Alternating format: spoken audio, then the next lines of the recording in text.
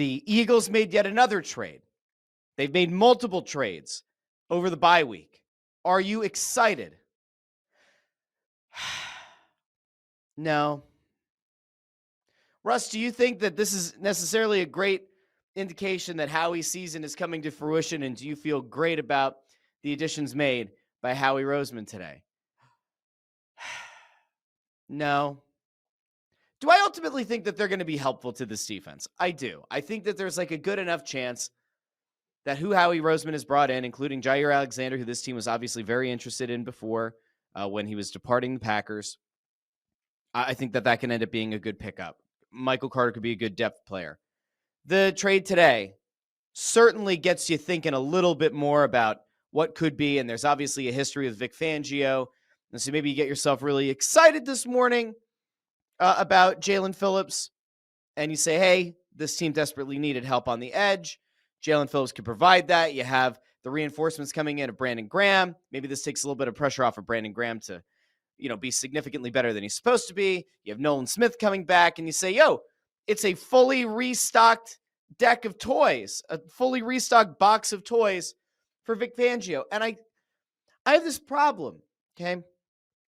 For a long time, I would deride Howie Roseman for his inaction, or I would deride Howie Roseman for not addressing specific position groups. Like way back in the day, when we were doing crossing broadcasts on 610 ESPN radio, I used to talk about organizational malpractice a lot.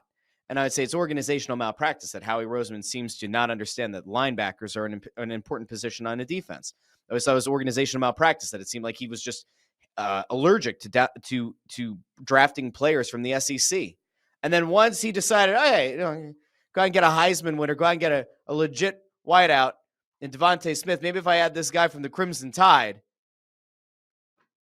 maybe it'll help. Well, it did. Maybe if I go out and get a bunch of Georgia Bulldogs who played together to play on defense together, maybe it'll get better. Surprise, it did. I think sometimes Howie runs himself into places where it's not quite the smartest guy in the room mentality, because that often has very detrimental results. So I don't think it's that. But there are times where I sit back and I think about Howie and I go, he's allergic sometimes to admitting a mistake. And I think that when you look at the year-over-year roster adjustments that were made from the Super Bowl winning team to the team that the Eagles actually started with this year, I think that it became pretty evident pretty quickly. They maybe moved on from too many guys on the defensive side of the ball. That perhaps the Eagles moved on from too many veterans on the defensive side. Now, it doesn't mean that the defense has been bad, because it hasn't. But I do kind of question some of the methodology here. And I do kind of question whether or not Howie thought that a bunch of these guys were ready to take a bigger step than they actually were. If you think I'm crazy, I mean, Zadarius Smith was pretty much done. They brought him in. He played well for a few games. He inexplicably retired. Again, I have my hunches of why he might have retired, but you shouldn't have to go to what's essentially like the bargain barrel. You shouldn't have to go to the players who are desperate to go chase that one championship. You shouldn't have to do that. And if you do, that should be something that happens in the offseason. You shouldn't have to scramble in the course of a season for those kind of veterans on the team. So on one hand, part of me is like, Howie, what are we doing? This doesn't seem like a great thing. On the other hand, I go, all right, in a way, he is kind of admitting that there was a mistake. Like a Dory Jackson feels like a mistake. So now you have Jaire Alexander. There was the thought that when they traded for Michael Carter, it was going to be like, oh, does that mean that they're going to make Cooper DeJean an inside or an outside corner and put Carter in the slot? Well, now it appears with the addition of Alexander that Cooper's going to stay where he's at. Carter maybe is more of a depth guy. Jaelan Phillips is going to be interesting. How does he factor into things? I don't know. I really don't. I would really like to see a scenario where Howie addresses the media and just kind of says, look, we had injuries, which is true. We've found a lot of value here. We think that this guy, especially Phillips, you're trading a third-round pick for Jaelan Phillips today. Not trying to poo-poo the trade. I think it ultimately is a good trade. I like the idea that you're all in. I like the fact that you're not afraid to trade a third-round draft pick. Yet you also happen to have a lot of picks still in the upcoming draft. You also have the ability here with Jaelan Phillips that if he leaves in free agency at the end of the year, you could be, getting a compensatory pick back for him as well. So that's lovely. But if you look at it holistically and you look at what the Eagles actually are going to get and what they have going into the draft. After they traded that third-round pick away for Jaelan Phillips, the Eagles, as of right now, should have 8 draft picks in the 2026 draft. They'll have a first-round pick, a second-round pick. They still have 2 third-round picks, 2 fourth-round picks, and 2 fifth-round picks. That includes possibly getting compensatory picks for Milton Williams, which could be a third-rounder, Josh Sweat, that could be a fourth-rounder, and Mekhi Becton, that could be a fifth-rounder. So if you put all of those pieces together, you go, if there were ever a time to move off of a third-round pick, now's the time. And it sounds like the Eagles moved their own pick, not the Jets' pick, which you presume is going to be a higher pick in the third round. All things considered, I'd say it's a good bit of business for Howie. But I'm not doing cartwheels in the street, and I'm not like doing the Helga Pataki, Hey Arnold, bubblegum shrine in the back of the walk-in closet. I'm not doing that. Because again, you shouldn't have to make moves like this in the season. And especially knowing that you have Nolan Smith coming back, you drafted Jahad Campbell, who could theoretically be an edge guy, could be a linebacker.